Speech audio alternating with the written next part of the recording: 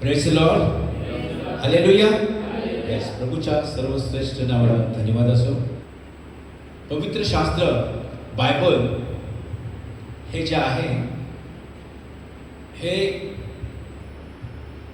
परमेश्वरापासून आपल्याला मिळालेलं आहे आणि त्याच्या वचनाच्याद्वारेच आपण त्याला भेटतो किंवा आपली आणि त्याची भेट होते. आणि त्याला भेटण्यासाठी जी पात्रता, योग्यता, सर्व काही पवित्र शास्त्रामध्ये म्हणजे त्याच्या वचनामध्ये आपणा सर्वांना सांगितलेले आहे. पवित्र शास्त्र हे देवाच्या अद्भुत कृत्यांचं वर्णन असं आहे. देवाच्या महानतेबद्दल आपल्याला सांगण्यात आलेलं आहे. देवाची जी महानता आहे तो अगम्य परमेश्वर आहे, परात्पर परमेश्वर आहे, परम ईश्वर आहे. अशा त्याच्या महानतेची आम्हाला जाणीव करून देण्यात आलेली आहे. त्याची महानता आम्हाला कळावी आणि याद्वारे आमचा विश्वास वाढावा. तो किती महान आहे, किती महान आहे. तुम्हाला माहिती आहे किती महान आहे तो. आपले शब्दच अपुरे पडतील. आपल्याकडे तेवढे शब्द नाही, इतका महान तो परमेश्वर आहे, इतका महान परमेश्वर आहे. त्याची जी कृती आहे, त्याच्या अद्भुत ज्या ज्या गोष्टी त्याने निर्माण केलेल्या आहे, जे जे निर्माण केले आहे ते सुद्धा खूप अद्भुत असं आहे, खूप महान आहे. तो स्वतः महान आहे आणि त्यानं सर्व निर्माण जे केलेलं आहे ते सुद्धा महान असं आहे. म्हणा आमेन. यस. आणि म्हणून ते आम्ही अगदी लक्षपूर्वक आम्ही समजून घेतलं पाहिजे, लक्षपूर्वक समजून घेतलं पाहिजे. एकच उदाहरण तुम्हाला सांगतो. एकच तुम्हाला ठाऊक आहे समुद्र, कुणाला माहित नाही समुद्र जे अनेक समुद्र आहेत, ते सर्व समुद्र देवाने निर्माण केलेले आहे. किती पाणी असतं समुद्रामध्ये? तांब्याभर पाणी असतं का? एक घागरभर? किती पाणी असतं? किती पाणी असतं? तुम्ही बोला की किती पाणी असतं? भरपूर पाणी. ते मोजदाद करता येईल का? नाही. भरपूर पाणी, भरपूर पाणी. कुठल्या बादलीमध्ये बसेल का ते? कुठल्या नदीमध्ये बसेल का? कुठेच. म्हणजे महान, मोठं, महान. मला सांगायचंय काय, त्यानं जे निर्माण केले ते महान, आमच्या बुद्धीच्या आणि सामर्थ्याच्या पलीकडे ते आहे. आम्हाला सुद्धा त्यानं निर्माण केलेलं आहे. त्याची अद्भुत कृती, आश्चर्य अशी कृती आहोत आपण. त्याची हस्तकृती आम्ही आहोत. आम्ही कोण आहोत? तर त्याची हस्तकृती आहोत. वी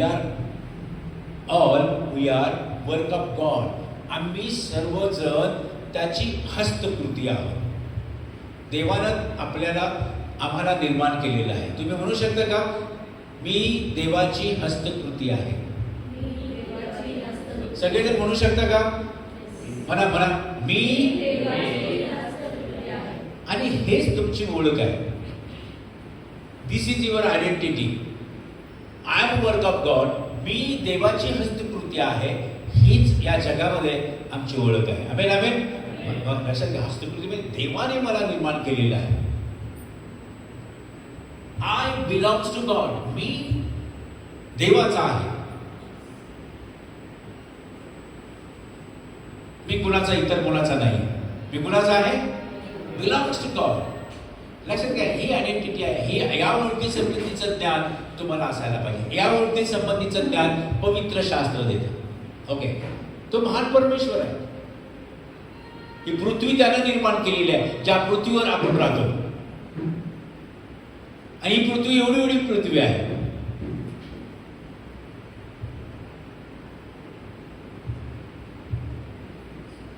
आणि या पृथ्वीवर अशा महान गोष्टी त्याने निर्माण केलेल्या आहेत. सर्व ग्रह, सूर्य, चंद्र, तारे, आकाश किती मोठं आहे, फार मोठं आहे. सर्व त्याने निर्माण केलेलं आहे. आणि म्हणून त्याच्या अद्भुत कृत्यांचं वर्णन जोपर्यंत आम्ही करत नाही किंवा जोपर्यंत आपल्याला ते समजत नाही तोपर्यंत त्याची महानता आपल्याला कळत नाही किंवा त्याच्या महानतेबद्दल आम्ही बोलू शकत नाही. रोमकराच्या पत्रामध्ये स्पष्ट लिहिण्यात आलेलं आहे की त्या काळच्या लोकांनी, आणि आजही ते वचन लागू आहे, की जे लोक, त्या भूतलावरचे लोक, जोपर्यंत त्याच्या देवाच्या अद्भुत कृत्यांचं वर्णन करत नाहीत, अद्भुत कृत्य पाहतात, परंतु त्याबद्दल देवाला गौरव देत नाहीत, तोपर्यंत देव त्यांना कळत नाही. अद्भुत कृत्य देवाने निर्माण केलेले आहेत यासाठी की त्या अद्भुत कृत्यांचं वर्णन आमच्या मुखातून आम्ही करावे. मला प्रेज द लॉर्ड. जोपर्यंत परमेश्वरानं जे निर्माण केलेलं आहे त्याबद्दल आम्ही बोलत नाही, तोपर्यंत त्याच्याशी आपला संबंध येत नाही. जर अद्भुत कृत्याचं वर्णन केलं नाही, रोमकराच्या पत्रामध्ये असं म्हटलेलं आहे की त्यामुळे ते लोक भ्रांत झाले, त्यामुळे ते लोक दुष्टाईच्या स्वाधीन करण्यात आले. बघा बघा बघा, देवाच्या महानतेचं वर्णन, अद्भुत कृत्यांचं वर्णन न करणाऱ्या लोकांचा न्याय होतो. म्हणजे ते दुष्टाईकडे जातात किंवा दुष्टाईमध्ये ते सामावतात. दुष्ट प्रवृत्ती त्यांची होते. म्हणून नेहमीच आपण ख्रिस्ती या नात्याने, विश्वासू या नात्याने देवाच्या महानतेचं वर्णन, देवाच्या अद्भुत कृत्यांचं वर्णन आम्ही केलं पाहिजे. स्वतःबद्दल ही देवाची आम्ही अद्भुत कृती आहोत. आताच आम्ही म्हटलं की देवाची मी हस्तकृती आहे. आय एम ओळख of God, this is my identity, हीच माझी ओळख आहे. आणि याबद्दल कसं मी निर्माण केलेलं आहे, मी कसं आहे, काय मला देवाने, देवाचे उपकार मांडण्यासाठी, देवाचे आभार मानण्यासाठी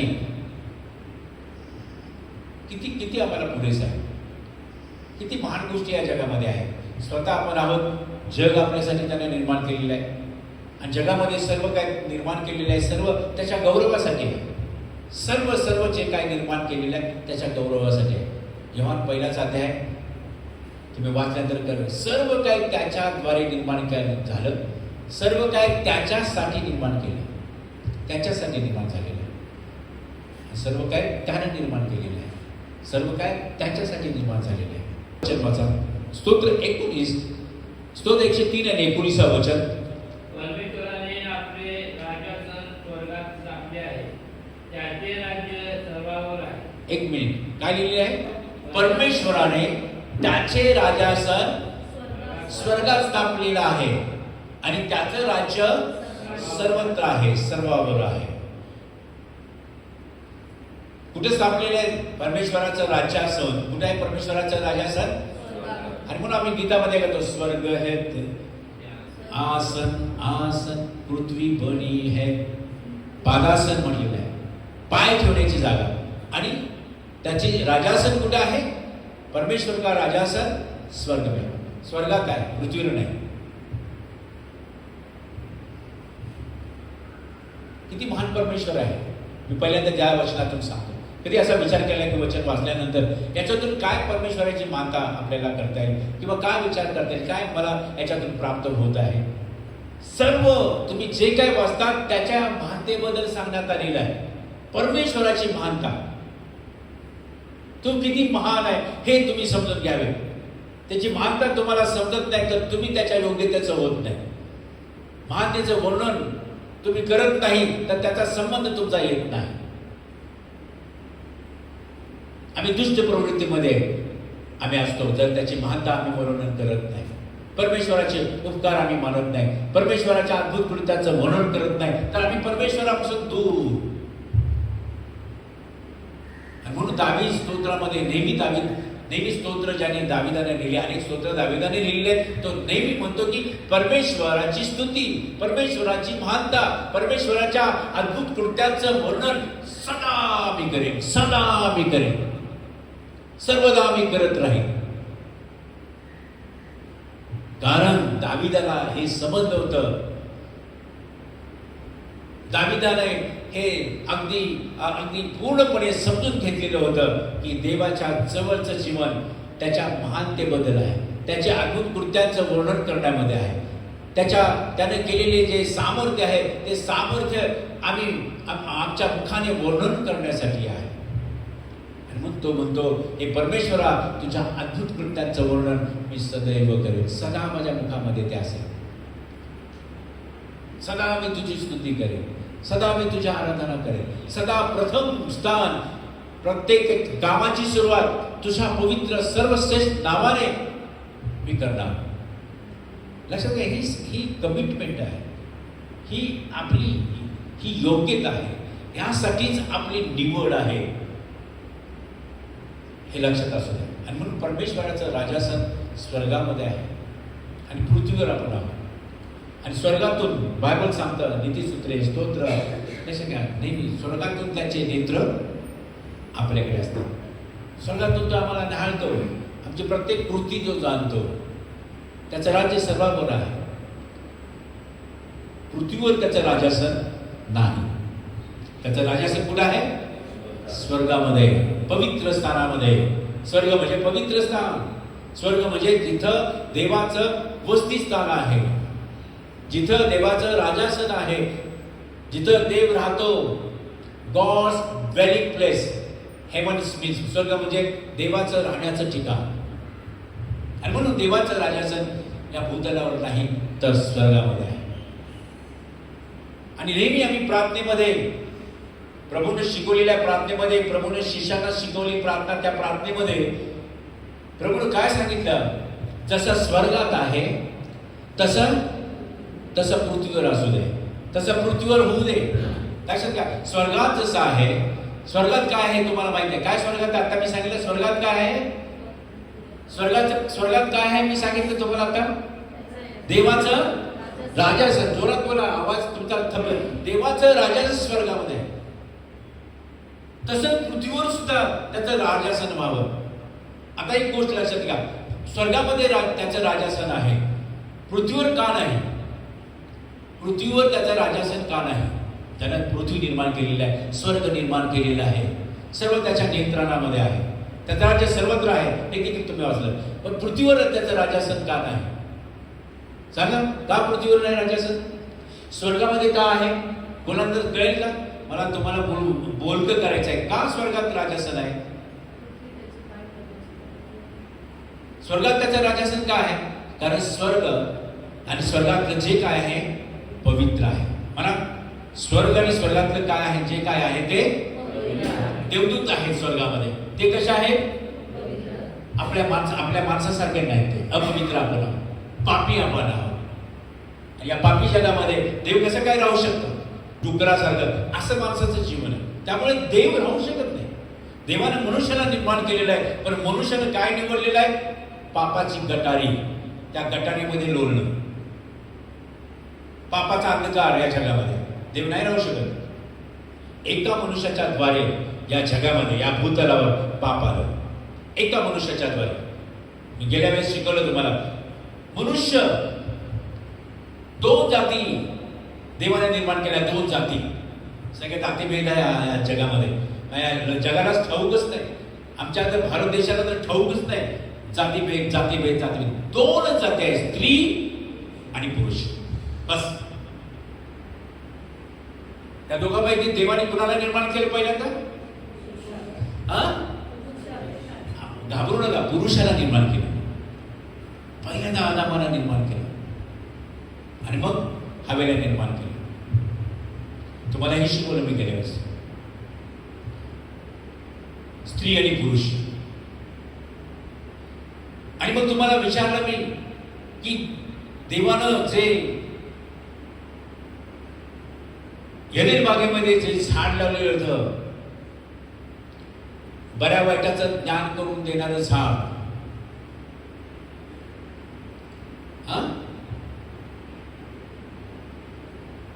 त्या झाडाचं फळ खाऊ नको म्हटलेलं होतं. परंतु ते फळ कुणी पहिल्यांदा खाल्लं? ते फळ हवेने फळ खाल्लं आहे ना. आणि ते मग तिने खाल्ल्यानंतर तिने मग आपल्या पतीला दिलं, हजबंडला दिलं, आदामला दिलं. ओके, हे तुम्ही ऐकलं, हवेनं फळ खाल्लं.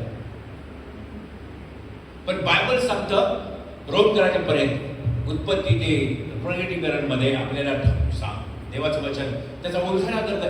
एक मनुष्य आणि स्त्री, पण मनुष्याच्या द्वारे या जगामध्ये पाप आलं. मनुष्य देवाने पहिल्यांदा निर्माण केलं. मनुष्य हे देवाचं पहिलं प्रथम फळ, प्रथम असं बीज आहे. आणि मनुष्याबद्दल म्हणजे आदामापासून अपेक्षा देवाच्या खूप होत्या. त्याच्यापासून बनवलेली स्त्री आहे, पण पहिल्यांदा आदाम बनवलेला आहे. आदाम जसं काय देवाचं हे बीज आहे. स्त्रीने ते फळ खाल्लं, परंतु ते खाल्ल्यानंतर असं काही पृथ्वी तलावर काय घडलं नाही. पण तो आदामाने ज्यावेळेस ते खाल्लं त्यावेळेस काहीतरी या भूतलावर घडलेलं आहे. कारण आदाम हा या भूतलावरचा राजा जसं काय देवाने निर्माण केलं होतं. जसं त्याच्यामध्ये जे काय होईल सगळ्या भूतलावर त्याचा परिणाम होणार. कारण याच भूमीतून, या भूमीच्या मातीतून त्याला बनवलेलं होतं आणि त्याच्यामध्ये देवाने स्वतः आपला श्वास फुंकला होता आणि मग तो देहधारी होता. त्यानं चूक केली, त्याच्यामुळे या भूमीला शाप आला असं म्हटलेलं बायबल. त्यानं चूक केली कारण तो भूमीपासून निर्माण केलेला होता, त्यामुळे भूमीला शाप आला. नंतर भूमी न श्रम करता, मनुष्य आदाम काही श्रम न करता ऑटोमॅटिक देवानं फळझाडं आणलेली होती, फ्रुट्स आणले होते, पक्षी आणले होते. त्यांना सगळं काय चारा बिरा सगळं देवाने ज्यावेळेस आदामाला निर्माण केलं, आदामाला काय खायला पाहिजे ते पण देवाने अगोदरच सर्व निर्माण केलं होतं. आदामाला काहीच करायची पेरायची गरज नव्हती. सर्व काय देवाने सर्व सुजलाम सुफलाम उपलब्ध त्याच्यासाठी लागणाऱ्या सर्व गोष्टी त्यानं निर्माण केलेल्या होत्या. तरी देखील लक्षात घ्या, देवाच्या आज्ञापालन व्हावे, देवाच्या कंट्रोलमध्ये, देवाच्या नियंत्रणामध्ये ते सर्व असावे. जे काही देवानं निर्माण केलेलं आहे ते सर्व देवाच्या नियंत्रणामध्ये असायला पाहिजे. सर्व काय देवाच्या नियंत्रणामध्ये आहे, सर्व काय देवाच्या नियंत्रणामध्ये आज देखील आहे. सर्व पक्षी देवाच्या नियंत्रणामध्ये आहे. त्यांना जे रुटीन दिलेलं आहे ते सर्व तसंच करतात. ते पंखाने बागडतात, पंखाने भराऱ्या मारतात. त्यांना आकाशामध्ये भराऱ्या मारणारं असं जीवन दिलेलं आहे. झाडावर बसणारं जीवन दिलेलं आहे. येतात, झाडावर बसतात, उटी करतात वगैरे वगैरे. सर्व जे टॅलेंट्स देवानं त्यांना दिलेलं आहे त्या टॅलेंट्स प्रमाणे ते आहे. झाड एक भूमीतून उगवतं, लक्षात घ्या, ते आपाप उगवतं. कोण? सगळं बी सुरुवातीला नाही का देवानं सर्व निर्माण केलेलं आहे. सर्व काय देवानं निर्माण केलेलं आहे आणि ते आपाप उगवलेलं आहे. देवच होतं. मनुष्य बी पेरतो. आता ते झाड झालेलं आहे आणि झाडाचं जे बी आहे आपल्याला मिळतं आणि आम्ही ते बी घेऊन पेरतो. पेरल्यानंतर उगवून कोण आणतं? तुम्ही पेरता, पण उगवून आणणारा कोण? देव. कोण आहे? बी पेरतो उगवून येतं. देवाने तशी भूमीला, पृथ्वीला तशी आज्ञा केलेली आहे. भूमी उपजव आणि नाही आहे. उत्पत्ती ज्याला ठाऊक नाही, उत्पत्ती म्हणजे या भूतलावरची सुरुवात, या पृथ्वीवरची सुरुवातीचं पुस्तक आहे. सुरुवात कशी झाली हेच ठाऊक नसेल तर आपल्याला काय, आपण जीवनात काय अर्थ आहे, आम्हाला हे समजणार कसं सर्व काय. म्हणून उत्पत्ती जे आहे हा सुरुवात आहे. उत्पत्ती म्हणजे सुरुवात, बिगिनिंग. आणि तो अभ्यास किंवा ती माहिती किंवा ते सर्व आम्हाला ठाऊक असलं पाहिजे. आणि म्हणून लक्षात घ्या, एका मनुष्याच्या द्वारे या जगामध्ये पाप आला. त्यामुळे जग हे पापाने भरभरलेलं आहे. आणि म्हणून या ठिकाणी स्तोत्र 103 मध्ये 9व्या वचनामध्ये स्पष्टरित्या आपल्याला सांगले देवाचा राजासन कुठं आहे? स्वर्गामध्ये आहे. स्वर्गामध्ये देवदूत आहे आणि त्याचा राजासन आहे. ते सर्व देवाच्या आज्ञेमध्ये आहे. स्वर्गामध्ये ऐका, स्वर्गामध्ये जे आहे देवाच्या, आम्हाला सार्वकालिक जीवन आहे, आम्हाला सर्व प्रकारची मुक्ती मिळालेली आहे येशूच्या रक्ताच्या द्वारे. येशूने जो वधस्तंभ सहन केला, वधस्तंभावर त्याचं मरण झालं, रक्ताच्या धारा वाहिल्या, त्या सर्वाच्या द्वारे आमच्या पापांची क्षमा झाली आहे. पण जोपर्यंत आम्ही येशूवर विश्वास ठेवत नाही, तो विश्वास अंतःकरणापासून पूर्ण जीवाने, पूर्ण शक्तीने, पूर्ण विश्वास, त्या विश्वासाच्या द्वारे सार्वकालिक जीवन आहे. म्हणा आमेन. आणि म्हणून हे ठाऊक आहे. परंतु हे जग जे कोणी म्हटलेलं आहे, हू एव्हर वी विल हिम, म्हणजे जो कोणी प्रत्येकाला ती अपॉर्च्युनिटी आहे, प्रत्येकाला देवानं संधी दिलेली आहे. असं नाही की कुटुंब प्रमुख जो आहे त्याने विश्वास ठेवलाय की त्याच्या पत्नीचं आणि त्याच्या लेकराचं तारण होईल. नाही, त्याचं कुटुंब जो विश्वास ठेवतो त्याचं तारण होणार आहे. पत्नी विश्वास ठेवते तिचं तारण होणार आहे. लेकरांनी विश्वास ठेवला तर लेकरांचं तारण होणार आहे. प्रत्येक म्हणून म्हटलेलं आहे, जो कोणी whoever believe him should not be perished but have eternal life. जो कोणी त्याच्यावर विश्वास ठेवतो त्याचंच तारण होणार आहे, त्याचंच तारण होणार आहे, त्याचाच नाश होणार नाही जो विश्वास ठेवतो. आणि पर्टिक्युलर देव पर्टिक्युलर आहे. पर्टिक्युलर म्हणजे तो असं प्रत्येक व्यक्तीला पाहतो किंवा प्रत्येक व्यक्तीशी बोलतो. देव बायबलमध्ये ज्या ज्या व्यक्तींना निवडलं तो त्या व्यक्तीशी बोललेला आहे, प्रत्यक्ष त्याच्याशी बोलतो वैयक्तिकरित्या.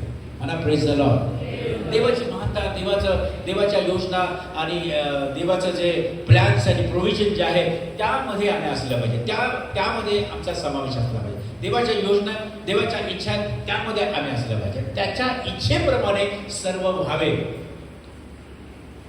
देवाच्या इच्छेप्रमाणे मी असावे, देवाच्या इच्छेप्रमाणे माझ्या जीवनामध्ये मी असावे, असा निश्चय करून दिवसाची सुरुवात किंवा आयुष्याची सुरुवात किंवा आयुष्यभर मी देवाच्या इच्छेप्रमाणे असायला पाहिजे. जेव्हा तुम्हाला येशू हे नाव कळलेलं आहे ना, जेव्हा तुम्ही येशू या नावावर विश्वास ठेवलेला आहे ना, तेव्हापासून लक्षात घ्या, देवाच्या इच्छेप्रमाणे तुम्ही वागणारे असं मार्गदर्शन किंवा देवाच्या इच्छेप्रमाणे तुम्ही वागावे असं तुम्हाला असं सांगण्यात आलेलं आहे. देवाच्या इच्छेप्रमाणेच तुम्ही असायला पाहिजे. यासाठी आपण चर्चला आलेलो आहोत, यासाठी आमच्याकडे बायबल आहे, यासाठी आपल्याला ऐकायला मिळत आहे. तुम्ही आशीर्वादित आहात, तुम्ही धन्य लोक आहात की देवाच्या इच्छेप्रमाणे वागण्यासाठी आम्ही आलेलो आहोत. आहे ना देवाचं वचन, देवाच्या इच्छेप्रमाणे. देवाचं वचन काय? देवा त्याच्या इच्छा आपल्या जीवनामध्ये पूर्ण व्हायला पाहिजे, त्याच्या इच्छेप्रमाणे मी असायला पाहिजे. Praise the Lord. आणि त्याच्या इच्छा काय आहेत? वाईट आहेत का? त्याच्या इच्छा चांगल्या आहे. God is good God. आहे ना, देव चांगला आहे. मला देव चांगला आहे, मला देव चांगला आहे. लक्षात घ्या, आपण वाईट आहोत पण देव चांगला आहे. आणि आपण म्हणून देवाचं चांगुलपण विश्वासाने आम्ही घेतो तर आम्ही सुद्धा काय होतो? आम्ही सुद्धा काय होतो? चांगलं होतो. मला देव चांगला आहे. माय गॉड इज गुड गॉड. असं तुम्ही म्हणत राहिला ना, तुमच्यातलं वाईट जे आहे ना ऑटोमॅटिक निघून जाईल.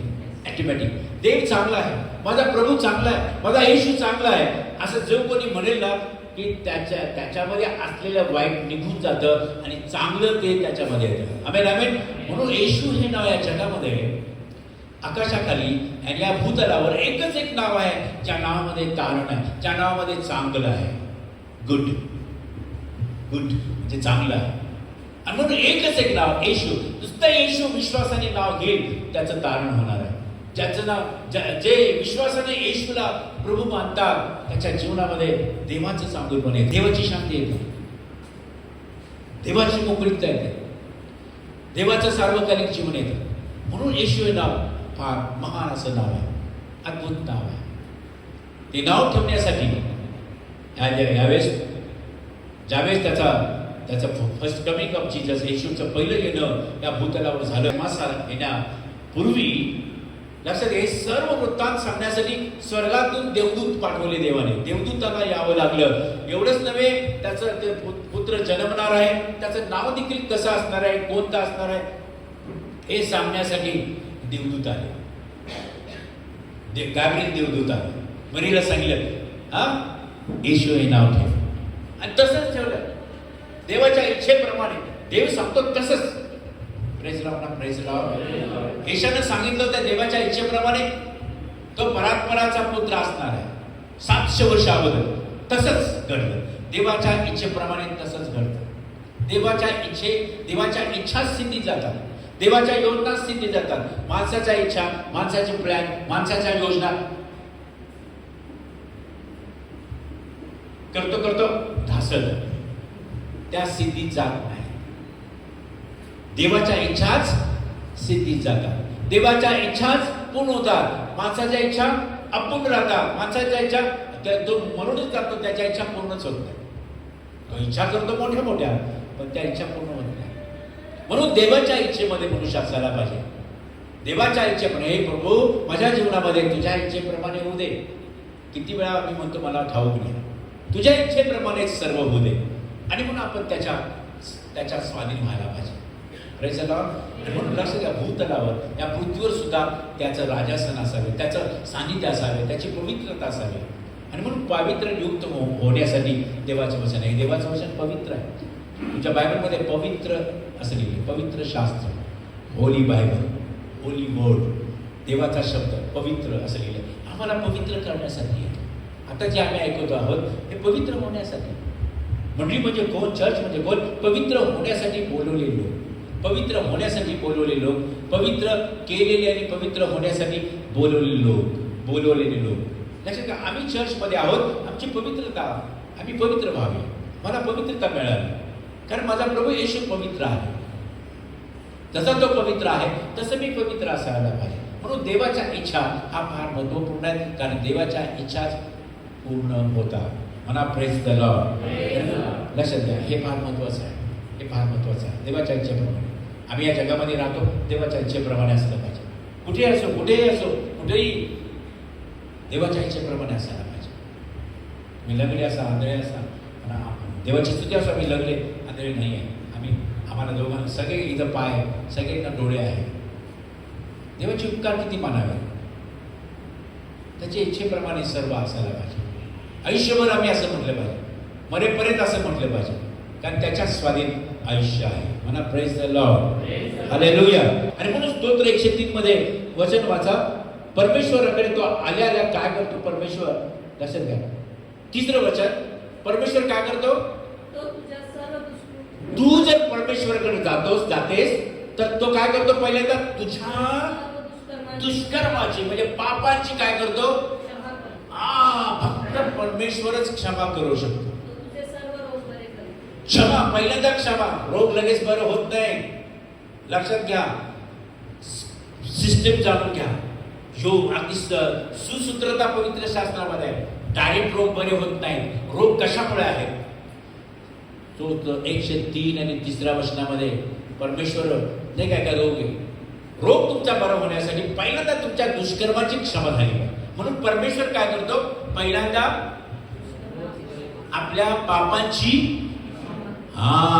पापामुळे रोग आहे. तो पापच आहे, त्यामुळे रोग आहे. त्यामुळे पहिल्यांदा पापांची क्षमा झाली पाहिजे. आणि म्हणून परमेश्वराकडे आलेला जो प्रत्येक व्यक्ती आहे, देवदेव करत येतो, मुलगावर येतो आणि देवाचं नाव घेऊन येतो, त्या प्रत्येकाला तो काय करतो, पहिल्यांदा पापांची क्षमा. आणि म्हणून लक्षात घ्या, पहिल्यांदा क्षमा मागितली पाहिजे देवाकडे. तो क्षमा करणारा देव. क्षमा झाल्याशिवाय जे काही आपत्ती आहे, जे काही रोगीपण आहे, जे जे जे जे जे जे वाईट भरलेलं आहे शरीरामध्ये, ते सर्व बरं होत नाही. म्हणून ते सर्व त्या रोगाचं कारण, आजाराचं कारण, समस्येचं कारण, टेन्शनचं कारण, अडचणीचं कारण, कर्जाचं कारण, सर्व जे कारण आहेत ते दुष्कर्म आहे, पाप आहे. त्या पापामुळे मनुष्याला सर्व भोगावं लागतात. म्हणून देवाकडे आलेला मनुष्य जो आहे, देव पहिल्यांदा त्याची क्षमा करतो. लाईन लागतात बरं होण्यासाठी. पापांची क्षमा होण्यासाठी लाईन, पश्चाताप हृदय घेऊन येशूकडे आणि पापांवर पहिल्यांदा पापांची क्षमा प्रभूकडे मागितली पाहिजे. पापांची क्षमा होण्यासाठी आम्ही मौलिकता दिली पाहिजे. हा पाप रोग नाही का बरे होतात. मग लक्षात घ्या, तो म्हणतो पापांची क्षमा झाल्यानंतर तो म्हणतो तुझ्या सर्व दुष्कर्माची तो क्षमा करतो आणि मग तुझे सर्व रोग बरे करतो. केसापासून नाखापर्यंत असलेले सर्व रोग तो बरे करतो. What a great God.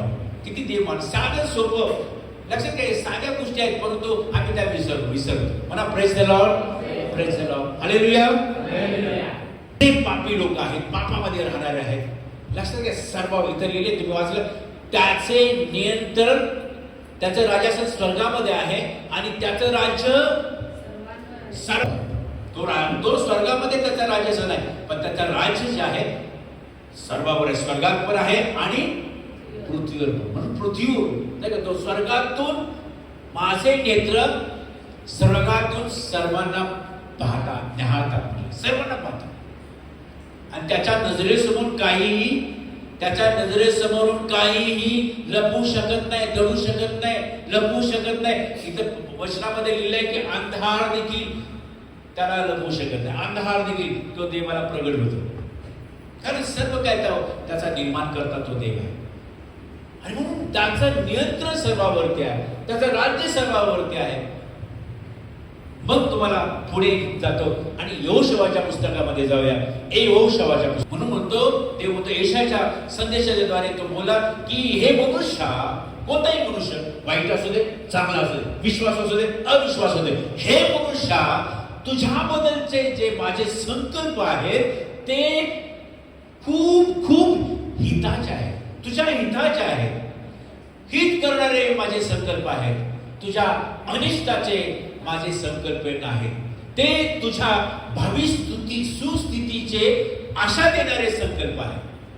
Praise Lord. प्रभूला गौरव असो. असा देव आहे, असा देव आहे. प्रत्येक मनुष्याला ते वचन आहे, नॉट ओनली ख्रिश्चन्स. किती वेळा म्हणतात अरे आपण ख्रिश्चन आहे, मी बायबल वाचतो, माझ्यासाठी. सर्वांसाठी ते आहे. सर्वांसाठी देवाचे संकल्प कसे आहेत? हिताचे आहेत, चांगले आहेत. मला माझ्यासाठी देवाचे संकल्प चांगले आहेत. मला माझ्यासाठी देवाचे संकल्प चांगले, माझ्या हिताचे ते आहेत. सर्वांसाठी. Every human being, Believers, not Believers, सर्वांसाठी ते. आणि मग आता लक्षात घ्या, एखादा विश्वासणारा आणि एखादा अविश्वासणारा कोणीही देवाजवळ जाईल आणि त्याच्या संकल्पामध्ये असेल, त्याचं काय होणार आहे? हित होणार आहे, त्याचं चांगलं होणार आहे. Praise the lord. पण भविष्य सुद्धा आमचं चांगलं करणारा तो देव आहे. Amen. Praise the lord. Hallelujah. Okay. आता यहोशुआच्या 14 बद्दलच्या पहिल्या अध्यायामध्ये जी येशूची वंशावळ आहे, त्या वंशावळीमध्ये राहाब वेश्येचं नाव आहे. एवढा राहाब वेश्या, पण तिला एवढं स्थान कसं मिळालं? कसं मिळालं तिला स्थान एवढं येशूच्या वंशावळीमध्ये? तर यहोशुआ आणि इथं लक्षात घ्या का तिने काय एवढी चांगली गोष्ट केलेली आहे. येरिहो शहरामध्ये ती वेश्या होती, नावाजलेली वेश्या होती. लक्षात घ्या. येरिहोचा राजा होता, त्याला देखील ती माहिती होती. येरिहोचे जे लोक आहेत, तरुण आहेत नाही का, आणि जे येरिहोमध्ये राहणाऱ्या सर्वांना ती माहिती होती. एवढी फेमस होती, एवढी फेमस. लक्षात घ्या, यहोशुआने येरिहो शहर जिंकण्याच्या अगोदर 2 हेर पाठवले. ओके. किती हेर पाठवले? 2 हेर. दुसरा अध्याय यहोशुआ, दुसरा, तिसरा अध्याय, हे सगळं तुम्हाला तुम्ही वाचत बसणार, मग समजेल तसंच आहे. 2 हेर पाठवले होते. ऐका, 2 हेर पाठवले होते यहोशुआने येरिहो जिंकायसाठी. येरिहो शहर जिंकायला, स्वारी करायला 2 हेर पाठवले होते. आणि 2 हेर जाता जाता काय प्रवेश केला, येरिहोमध्ये त्यांनी प्रवेश केला. कोण होते हे 2 हेर? यहोशुआने पाठवलेले, म्हणजे इस्रायल लोक आणि येरिहो यांचं वैर होतं. आणि त्यांना कळलं की इस्रायल लोकांचे 2 हेर राजापर्यंत एक बातमी गेली. 2 हेर आलेले, कशा तरी मार्ग काढत काढत 2 हेर आपल्या इथं आलेले आहेत येरिहो शहरामध्ये. ऐका, लक्षात आहे का? आणि 2 हेर आलेले आहेत. त्यांना हे बी समजतं, हे 2 हेर गेल्या कुणाच्या घरी जातात माहितीये का? कुणाचं घर छान, एकदम पहिल्याचा एंट्री गावामध्ये, येरिहो शहरामध्ये फार सुंदर घर आणि फार छान असं त्या घर त्यांना दिसलं तरी कुणाचं? राहाब वेश्येचंच घर त्यांना मिळालं. त्या राहाब वेश्येच्याच घरी 2 हेर, इस्रायली 2 हेर, यहोशुआने पाठवलेले 2 हेर जे आहेत ते त्या वेश्येच्या घरी गेले. वेश्येने नियमितपणे जे ते लोक येते ते त्यांचं सर्वांचं स्वागत ती करत होती. सर्वांचं स्वागत करणारी ती राहाब होती. आणि त्यानंतर देखील तिने स्वागत केलं. बसा म्हटली. छानपैकी सोफा, कुणाकडेच नाही का घरामध्ये कुणाच्या सोफा नाही, एवढं तिचं सर्व घर आलिशान होतं. सगळं काय तिच्या घरामध्ये होतं. फार टायडी अगदी राहत होती. कारण कोण बी आला तर तिला अट्रॅक्शन झालं पाहिजे. तिचं सर्व म्हणजे जो काही ती व्यवसाय आहे आणि सर्व पैशानी सर्व तिच्याकडे सर्व सर्व होतं. मला एवढं सांगू देतो मला, तिथं ते 2 हेर गेले. ते हेर गेल्यानंतर तिला कळलं की हे वेगळेच आपल्या देशातले हे नाही, हे इस्रायली.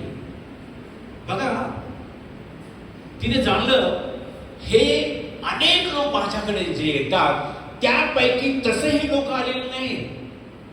माझ्याकडे दररोज लाईन असते, अनेक लोक येत असतात, परंतु हे त्यातले लोक नाहीत, हे वेगळेच काहीतरी आहे.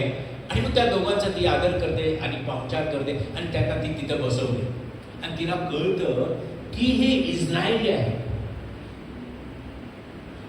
जो इस्रायलचा देव जो खरा देव आहे, सर्व सामर्थ्यवान देव आहे, त्याची उपासना करणारे हे 2 हेर आहेत. जर यांची एंट्री एरिओमध्ये आलेली आहे, एरिओमध्ये झाली तर निश्चित लक्षात घ्या, यांचा देव महान आहे, सृष्टीचा निर्माण करता देव आहे. ती काय म्हणते बघा, ती काय म्हणते, त्या 2 हेर जे पाठवले होते ना यहोशुवाने, त्यांना देखील तेवढा विश्वास नव्हता. ऐका, त्यांना देखील एवढा विश्वास नव्हता. पण राहाब वेशा एक परधर्मीय आणि परदेशातली स्त्री, एरिओमध्ये राहणारी स्त्री, ती त्यांच्या देवाबद्दल किंवा त्यांच्या इस्रायल लोकांबद्दल काय बोलते ऐकायचं तुम्हाला. का एवढा तिला सन्मान मिळालेला आहे, का तिला एवढा आदर मिळालेला आहे, का येशू ख्रिस्ताच्या वंशामध्ये ते आलेले आहे. यरीहो शहर जिंकण्यासाठी यहोशुवा, मोशेनंतर यहोशुवा इस्रायल लोकांना घेऊन तो कनान देशामध्ये जात आहे. आणि कनान देशामध्ये जात असताना हे एरिओ मध्ये आलेलं आहे. हे एरिओचे लोक, आपले मांडी आहे ना, मांडी तेवढी त्यांची मनगट होती. हे मनगट जे आहे आपल्या मांडी एवढं मोठं मनगट, असे धिप्पा असा लगेच उचलणार, असा सज उचलणार आपल्याला. एक माणूस 10 जणांना सहज चिरून टाकत, एवढं ताकदीचे लोक होते एरिओ शहरात. एरिओचे तट जे आहेत, एरिओचे तट लक्षात घ्या, 3 रथ म्हणजे लक्षात घ्या, 8 12 घोड्यांचा रथ असतो, 8 घोड्यांचा असतो, 6 घोड्यांचा रथ. ते रथ असे 3 रथ जाणारे, एवढी मोठी भिंत, इथून एवढी, हे काहीच नाही. हे मला वाटतंय हे 25 फूट आहे, 20-25, जवळजवळ 100-150 फूट 5, एवढा मोठा म्हणजे मोठा, आणि एवढी मोठी भिंत होती. आपली भिंत एवढी एका व्यक्तीची. पण एरिओच्या तट, एवढे तट पाडायचे, एवढ्या तटाच्या आत एरिओचे लोक राहत होते, मजबूत. आणि अशा लोकांवर स्वारी करणार होते. असे लोक, यांना स्वारी केल्याशिवाय पुढचा रस्ता मिळणार नव्हता. आणि म्हणून यहोशुवा त्या शहरामध्ये 2 हेर पाठवतो. ते 2 हेर राहाब वेश्याच्या घरी जातात. राहाब वेश्याने 2 हेरांना ओळखलं, हे इस्रायल आहे, सृष्टीच्या निर्माणकर्त्या परमेश्वराची हे उपासना करणारे लोक आहेत. तिने त्याचा सन्मान केला. हे माझ्याकडे येणारे जे लोक आहेत, वास्तविक लोक आहेत, त्यापैकी हे नाही. आणि लक्षात घ्या, त्यांचा त्यांनी आदर केला. आणि त्यांनी हे पण सांगितलं, तुम्ही महान लोक आहात. ती म्हणाली, तुम्ही खूप खूप महान व्यक्ती आहात, तुम्ही जिवंत देवाची उपासना करणारे लोक आहात. ऐकूया ती काय म्हणाली बघा. विश्वासू कसं शब्द तिच्या मुखातून आलेले आहे. लक्षात घ्या, ज्यावेळेस हे हेर आलेला, तुम्हाला सांगितलं ना, बलाढ्य राक्षसासारखे लोक होते. कोण भिणार नाही हो? बलाढ्य एखादा राक्षस समोर आला तर भिणार नाही का? हे 2 हेर पण लक्षात घ्या. परंतु यहोशाने पाठवलं होतं त्यांना, त्या सामर्थ्याने ते आले होते. पण ते पावर किंवा एखादा धीर दिला ना, कोणी तर धीर दिला तर बरं वाटतं ना. घाबरू नकोस, मी तुझ्या बरोबर आहे, कसं बरं वाटतं तसं. लक्षात घ्या, ह्या राहाब वेश्याचे शब्द कसे आहेत वाचा. मी थोडक्यामध्ये तुम्हाला सांगतो की राहाब वेश्या, देवाचं नेत्र सर्वत्र आहे. राहाबेकडे पण होतं, राहाब वेश्या होती. परंतु राहाब तिचे विचार तुमच्यात माझ्या समोर आणलेले आहेत, जगासमोर आणलेले आहेत. आम्ही धर्मी म्हणतो. लक्षात घ्या, कोण धर्मी आहे हे सुद्धा या ठिकाणी सांगण्यात आलेलं आहे. कोण धार्मिक आहे, कोण विश्वास आहे, कोण देवाला आवडणार आहे, या ठिकाणी आपल्याला समजेल. ती काय म्हणते बघा, नववचन. आणि त्यांना म्हणाली, म्हणजे कोण म्हणाली त्यांना? ती म्हणाली, राहाब म्हणाली, पुन्हा त्या 2 हेरांना म्हणाली, परमेश्वराने हा देश तुम्हाला दिला, परमेश्वराने हा देश तुम्हाला दिलेलं आहे. अरे बापरे, तिला माहिती पण नव्हतं, नुकतेच आलेलं आहे, पण तिने त्याला आधार दिला. काय शब्द वापरले? परमेश्वर. ज्या परमेश्वराचे तुम्ही लोक आहात, त्या परमेश्वराने तुम्हाला या एलिहू शहरामध्ये पाठवलेलं आहे, त्या परमेश्वराने हा देश तुम्हाला दिला आहे. अरे बा, युद्ध झालं नाही, अजून यायचेत, अजून सैन्य यायचेत, आम्ही दोघंच आलेलो आहे, हेर म्हणून आलेलो आहोत. परंतु तिच्यामध्ये परमेश्वर देवाने, ज्या परमेश्वराची तुम्ही भक्ती करता, तो परमेश्वर जिवंत आहे आणि त्या परमेश्वर देवाने तुम्हाला काय दिले? हा देश दिला आहे. हा देश दिला आहे. तुम्ही जिंकणार आहात. युद्ध तर आहे का? झालेलं आहे का? नाही, अजून काय झालं नाही, तरी ती म्हणते परमेश्वराने हा देश तुमच्या ताब्यात दिलेला आहे. What a great. कुणाचा विश्वास जास्त आहे? त्या दोन हेरांचा विश्वास आहे, राहावेचा विश्वास आहे. कुणाचे शब्द? राहाब वेशेचे शब्द महान आहेत. त्या देवा ती विश्वास होती का? तिला देव नाही विश्वास नव्हती. ती अधर्मी होती, ती विश्वास नव्हती अजिबात. ती परदेशात राहत होती, त्याला देव माहितीच नव्हता. पण तिनं ऐकलं होतं फक्त. उपासना करणारे लोक, इस्रायलचा परमेश्वर, इस्रायली लोक, दोन लोक या एलिहू शहरामध्ये आल्यानंतर तिने ओळखलं की हे जिवंत देवाचे उपासना करणारे लोक आहेत. इस्रायलचा देव खरा देव आहे. आणि लक्षात घ्या, तिने लक्षात घ्या, त्यांच्यापेक्षा तिने किती विश्वास ठेवलेला.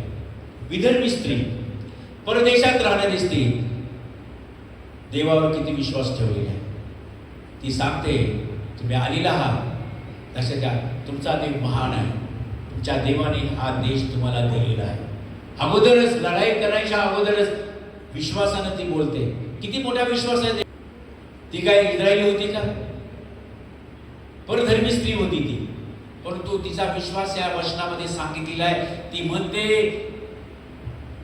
अहो परमेश्वराच्या लोकांनो, की परमेश्वराने हा तुम्हाला देश दिलेला आहे. आम्हाला तुमची दहशत बसली आहे आणि देशातील सर्व रहिवाशांची तुमच्या भीतीने काळण उडाली. अरे रे रे रे रे, कसं आहे लक्षात घ्या, फार महत्वाचं आहे.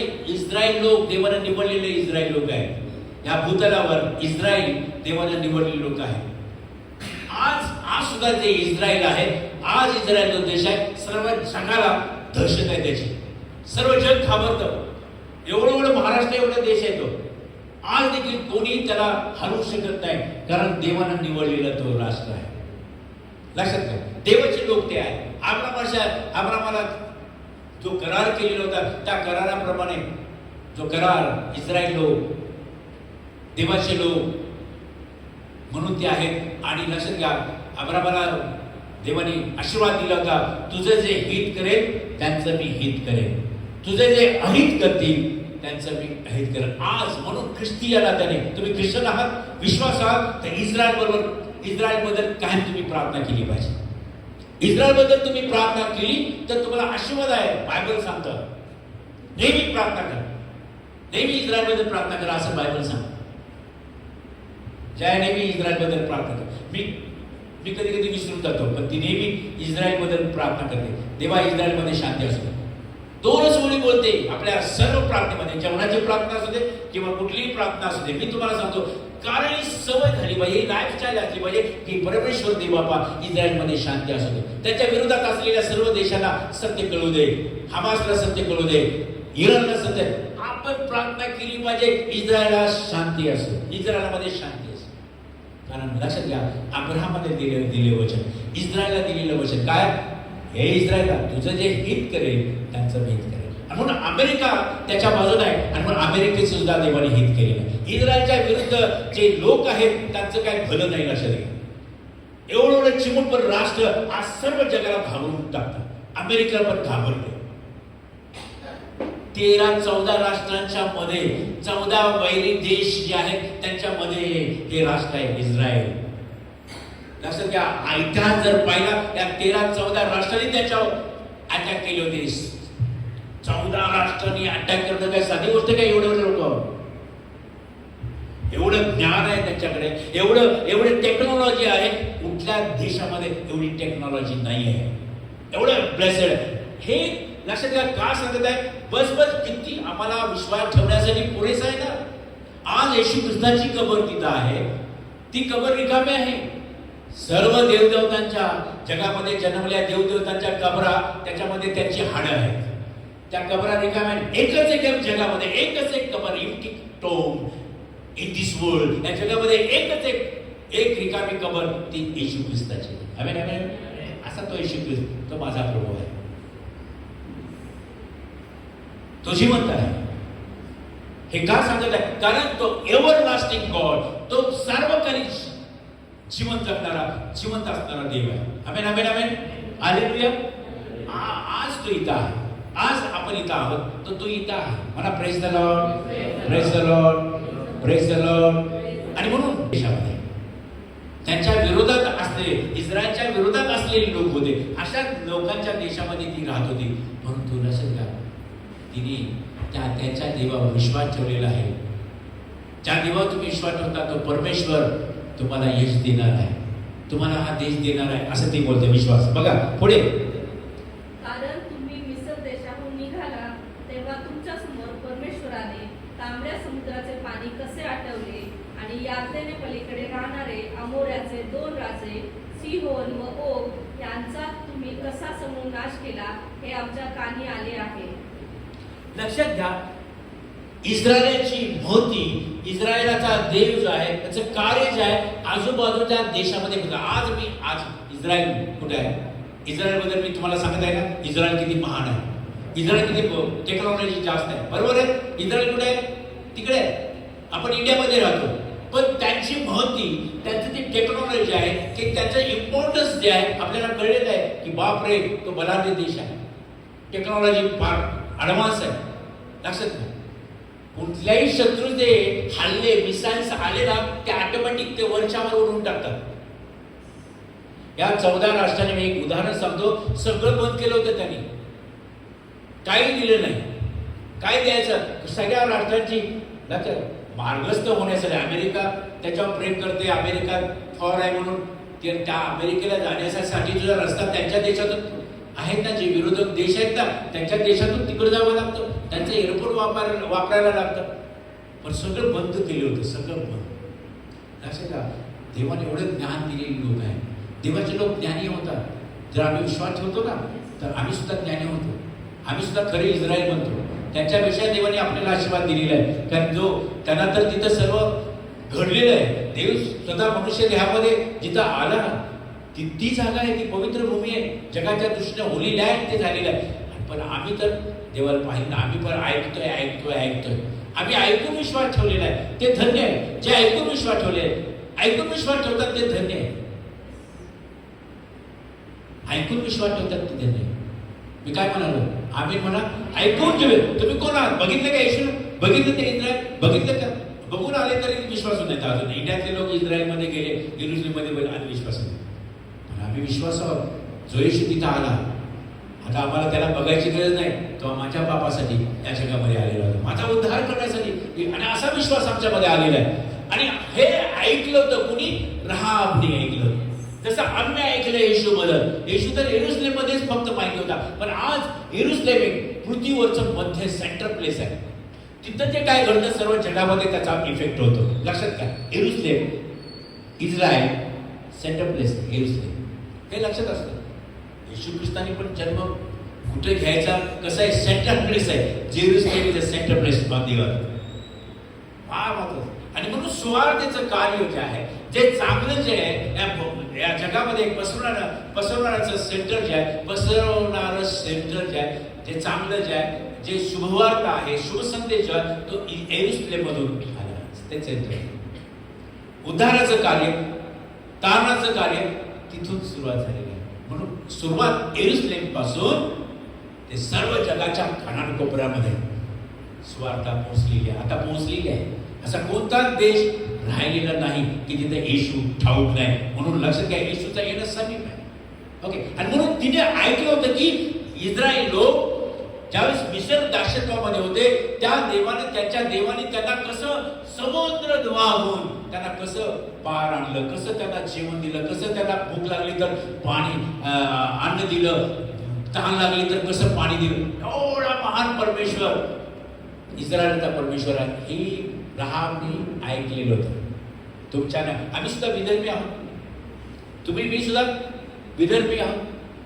देवाने आमच्या सुद्धा कृपा केली. आम्ही त्या ऐकलेल्या गोष्टी त्याच्या देवाबद्दल ऐकल्यावर त्यांनी विश्वास ठेवला. राहाबने सुद्धा विश्वास ठेवलेला आहे.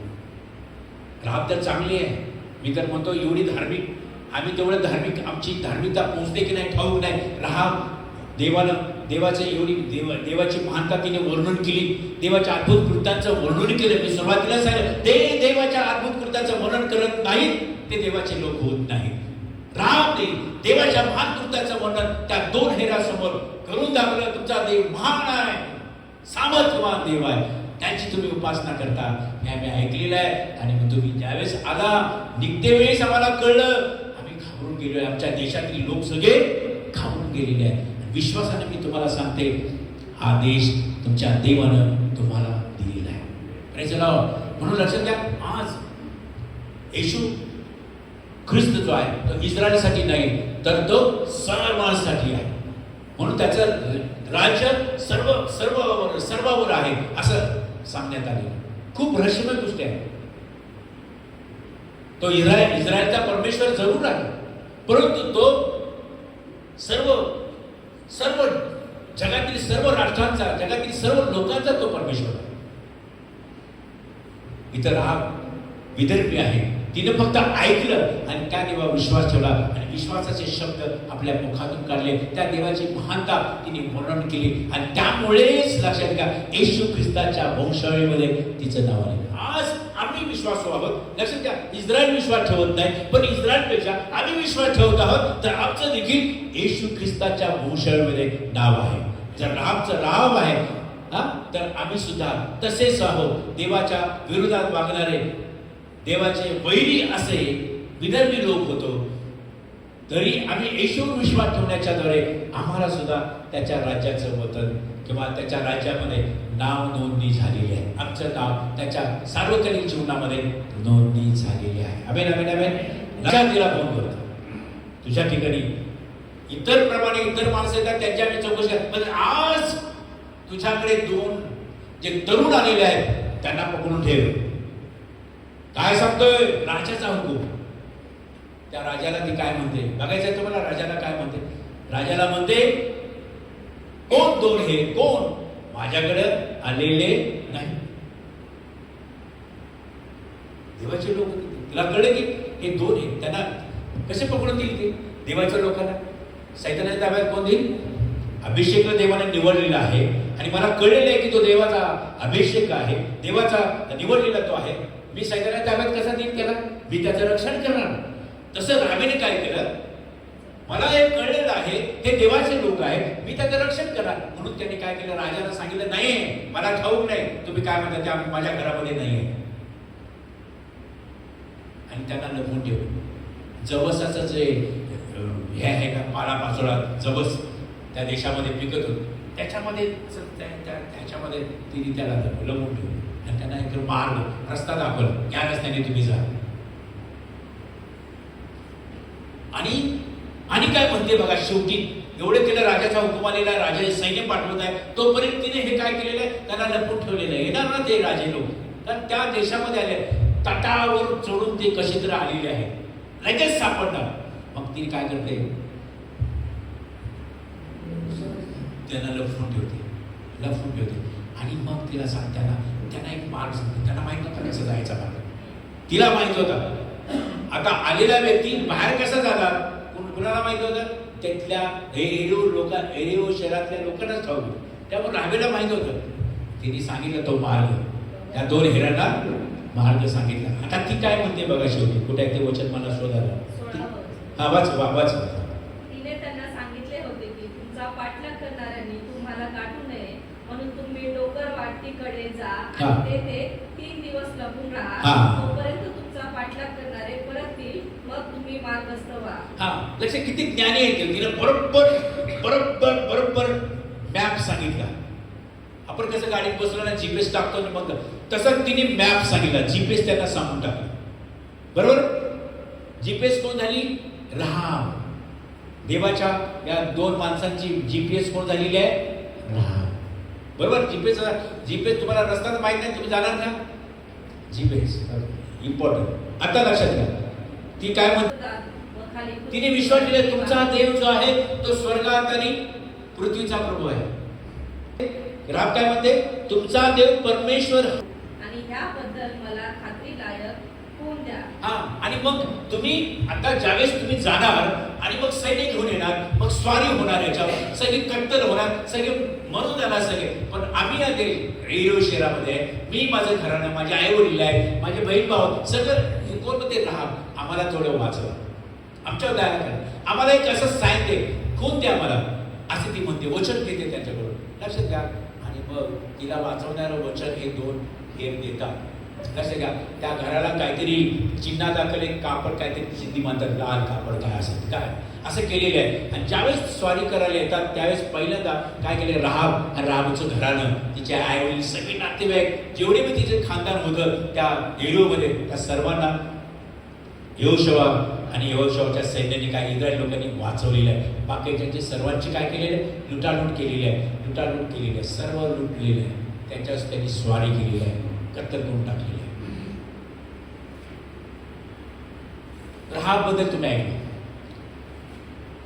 देवाने तिला जवळ केलं, देवाने आपल्या जवळ किंवा त्याच्या वंशावळीमध्ये असण्यामध्ये, त्याच्या राज्यामध्ये असणं, येशू ख्रिस्ताच्या वंशावळीमध्ये ती राहाब आहे. याचा अर्थ काय? याचा अर्थ लक्षात घ्या, ज्यावेळेस आम्ही असा विश्वास ठेवतो, विश्वासून जीवन जगतो आणि देवाच्या राज्यासाठी आम्ही उपयोगाचं ठरतो, आमचं जीवन व्यर्थ जाऊ नये.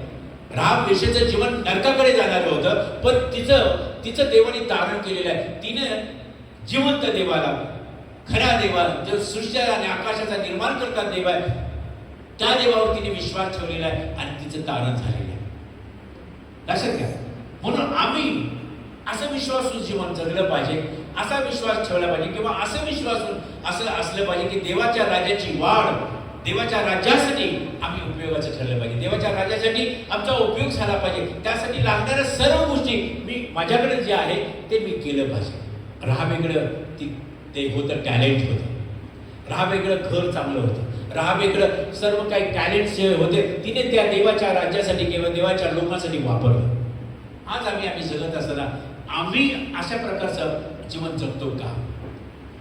जरी आम्ही विश्वास आहोत, ख्रिस्ती आहोत, पण देवाच्या राज्यासाठी, देवाचं राज्य वाढावे म्हणून आम्ही काय करतो का? राहाब वेश्येच्या या जीवनावर आपल्याला एक बोध आम्ही असणार आहोत. Praise the Lord. सो देवाची महानता, एवढा देव महान असून त्याच्या महानतेबद्दल आम्हाला काहीच वाटत नाही का? देवाच्या महानतेबद्दल, त्याच्या अद्भुत कृत्यांचं वर्णन आम्ही करू शकत नाही का? जर असं करत नाही तर आम्ही देवाचे होऊ शकत नाही. ख्रिस्ती असून आम्ही देवाचे नाही. आणि म्हणून लक्षात घ्या, अनेक लोक पहिले जे शेवट होतील आणि शेवटले ते पहिले, म्हणजे लक्षात अनेक लोकांना हेच सत्य ठाऊक नाही जगाला, पण त्यांना जर हे सत्य समजलं, आज झुंडीच्या झुंडी प्रभू येशूकडे येत आहे. आज किती छळ होत आहे लोकांचा, मरणाला घाबरत नाहीत काही ख्रिस्ती लोक, त्यांचा छळ होत आहे. आम्ही छळ थांबव प्रार्थना, अशी प्रार्थना चुकीची प्रार्थना आहे. जे ज्याचा छळ होतो, जे ख्रिस्त येशूसाठी त्यांना मरण सहन करावं लागत आहे, त्यांना वचनामध्ये म्हटले ते धन्य आहेत, कारण स्वर्गाचं राज्य त्यांचं आहे. सार्वकालिक जीवनामध्ये मुगूर त्यांना मिळणार आहे.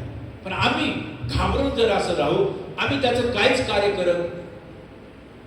कार्य न करता राहू, तर आम्ही किती देवदेव केलं, किती प्रभू येशूला प्रभू म्हणालो, तरी आम्ही प्रभूचे होत नाही. म्हणून लक्षात घ्या, वचन फार मत लोकमध्ये म्हटल्याप्रमाणे प्रभू म्हणणाऱ्या प्रत्येकाचा स्वर्गाच्या राज्यात प्रवेश होईल असं नाही. जे माझ्या पित्याच्या इच्छेप्रमाणे, माझ्या वचनाप्रमाणे जे आचरण करतात त्यांचा स्वर्गामध्ये प्रवेश. म्हणून जे ऐकलं, आमचं सार्वकालिक जीवनामध्ये प्रवेश व्हावा. आम्ही ऐकलं यासाठी की होय, मी सार्वकालिक जीवनामध्ये आहे, होय माझा देव क्षमा करणार आहे, माझा देव जर क्षमा करतो, मी पण इतरांची क्षमा केली पाहिजे, मी माझ्या अपराधांची क्षमा केली पाहिजे, मी ही माझ्या विरोधकांची क्षमा केली पाहिजे, तर माझा देव क्षमा करणार आहे. असं जर आपल्याला ठाऊक आहे ही देवाची महानता आहे, आणि ह्या मानतेपासून आम्ही दूर जाता कामा नये. तर असा विश्वासू जीवन आम्ही कंटिन्युअसपणे असं असलं पाहिजे. विश्वासू आम्ही कंटिन्युअसपणे, नियमितपणे असलं पाहिजे. आम्ही कोणतीही परिस्थिती आली, पाऊस आला, ऊन आलं, उद्या काय पण होईल, जाळ होईल, आगरी भडकेल, तरी देखील चर्च किंवा देवाची उपासना किंवा देवाचं उपासना करण्यासाठी आम्ही येऊ नये का? उपासना करू नये का? तुम्ही उपासनेला चुकवता. उपासना हीच आमचं फळ देवाला आम्ही सादर करतो. आता हे देव जे देतो ते तुम्ही घेतात, पण उपासना जी आहे, वर्शिप जे आहे ते आम्ही देवाला देत असतो. आम्ही देवाला देत नाही आणि देवापासून घेतो असं होईल. म्हणून हे पूर्ण झालं पाहिजे. आम्ही देवाला पण दिले पाहिजे. काय देवाला देतो? आमची उपासना, आमची आराधना, आम्ही त्याची स्तुती आराधना करतो, हे देवाला समर्पण देतो. देवाचा यज्ञ आम्ही करतो, आपला यज्ञ देवाला सादर करतो. आणि जे वचन आता तुम्ही ऐकत आहात हे देवापासून तुम्हाला मिळत आहे ब्लेस करण्यासाठी. दोन्ही बॅलन्स असलं पाहिजे. आराधक असले, उपासक असले पाहिजे आणि वचन देवापासून आहे ते पण ऐकणारे आणि आचरण करणारे आम्ही असायला पाहिजे. उभं राहूया. प्रभूला धन्यवाद असो. हे वचन हा संदेश तुम्हाला लाभदायक ठरो. ख्रिस्ती जीवन, विश्वासू जीवन वाढणार तुमच्या जीवनामध्ये प्राप्त हो अशा शुभेच्छा मी तुम्हाला देतो. धन्यवाद येशू, धन्यवाद येशू. पवित्र बापा, मनापासून धन्यवाद देतो. आज उपासना आशीर्वादित केली, तुझ्या वचनातून बोलला प्रभू. आम्ही तुला गौरव सन्मान देतो माझ्या देवा. तू चांगला आहेस आणि तुझी दया आम्हावर सनातन असेल. आज या वचनाच्या द्वारे तू सर्वावर तुझं नियंत्रण आहे. कोण प्रत्येक व्यक्तीकडे पाहत आहे, कोण चांगला आहे, कोण वाईट आहे, पण असं तुझी नजर कोणत्याही व्यक्तीला चुकवत नाही. प्रत्येकाला तू पाहतेस. चांगला आहे त्याला अधिक चांगलं बनावे, जो वाईट आहे त्याच्यातून त्यानं चांगलं बनावे, यासाठी प्रभू तू प्रत्येकाला पाहत आहेस. आज प्रिय बापा, यहोशुआ 3 अध्यायातून प्रिय बापा, खरोखर बापा या अध्यायातून तू आम्हाला शिकवलेलं आहेस की बापा तुझ्यासाठी जे उपलब्ध आहे, तुझ्या राज्यासाठी जे तयार आहेत, तुझ्यासाठी प्रिय बापा जीवन जगतात, तुझ्यावर अवलंबून राहणारं जीवन, तुझ्या ऐकणारं जीवन, तुझं आज्ञापालन करणारं जीवन आम्ही जगतो. तुझ्या अद्भुत कृत्याचं वर्णन आम्ही करतो. तुझी महानता जी तू प्रगट केलेली आहेस त्यामध्ये आम्ही राहतो. तर बापा तू आम्हाला टाकत नाहीस, सोडत नाहीस. तर तुझ्या जीवनी पुस्तकामध्ये आमची नावे लिहितो. ज्याप्रमाणे राहाब या स्त्रीचं नाव प्रिय बापा तू लिहिलेलं आहे, तुझ्या वंशामध्ये ते आलेले आहे, तुझ्या राज्यामध्ये ते आलेले आहे. तसंच माझ्या देवा, आज आम्ही कितीही आम्ही पापी असलो, किती आम्ही तुझ्यापासून दूर असलो, परंतु ज्यावेळेस आम्हाला समजतं तुझी महानता, त्या महानतेचं वर्णन आम्ही करावे, त्या महानतेबद्दल आम्ही तुझ्या कह्या देण्यासाठी प्रयत्न करावा. तू कधी टाकत नाही, तुझ्याकडे आलेल्यांना कधी सोडत नाहीस. तू त्यांना जीवनी मार्ग, जीवनामध्ये सार्वकालिक जीवनामध्ये तू घेणारा देव आहेस. धन्यवाद माझ्या देवा. या सर्व गोष्टीबद्दल मंडळी आशीर्वादित कर, संजीवित कर बापा. आणि बापा खरोखर तुझी दया कृपा, तुझ्या दयेची पाकर या मंडळीवर असू दे, ही तुझ्या चरणी प्रार्थना करतो. मान महिमा गौरव तुला देतो. आलेले लोक पाऊस असताना ते आपल्या घर सोडून आलेले आहेत बापा तुझ्यासाठी ज्या आलेल्या आहेत, म्हटलेल्या प्रभूमध्ये स्तर व्यर्थ नाही. तो आशीर्वादाचा देव आहे. हे आशीर्वाद जे आहे, पाऊस असताना, त्रास असताना, अडखळ असताना जे तुझ्यासाठी उपलब्ध होतात, तुझ्यासाठी जे कार्य करतात, तुझ्यासाठी येतात, त्यांना तू विपुलतेचे आशीर्वाद त्यांच्या भविष्यामध्ये देणारा तू देव आहे. म्हणून हे लोक आशीर्वादित आहेत माझ्या देवा. आणि बाबा ज्यांनी चुकवलेलं आहे त्यांना तिकडे आशीर्वादित कर, यासाठी की त्यांना तुझी जाणीव होऊ दे. तू त्यांनी काहीतरी मिस केलेलं आहे, त्यांनी काहीतरी चूक केलेलं आहे, त्या चुकीची जाणीव त्यांना होऊ दे माझ्या देवा. तुझ्या विना राहू नये, तुझ्या विना, तुझ्या उपासने विना कोणी राहू नये प्रभूजी. मनात येईल तसं वागू नये, तर तुझ्या आज्ञेप्रमाणे जीवन हेच योग्य जीवन आहे माझ्या देवा. आज आलेला प्रत्येक व्यक्ती आशीर्वादित कर माझ्या देवा. दीर्घकाळाचे आशीर्वाद, सार्वकालिक आशीर्वाद येशूच्या नावामध्ये मी बोलतो माझ्या देवा. विपुलता, बरकतीचा आशीर्वाद, आरोग्याचा आशीर्वाद बापा त्यांना प्राप्त होते. धन्यवाद माझ्या देवा, धन्यवाद, धन्यवाद. सर्व गौरव महिमा तुला दे, येशूच्या नावाने मागतो म्हणतो आहे. आमेन.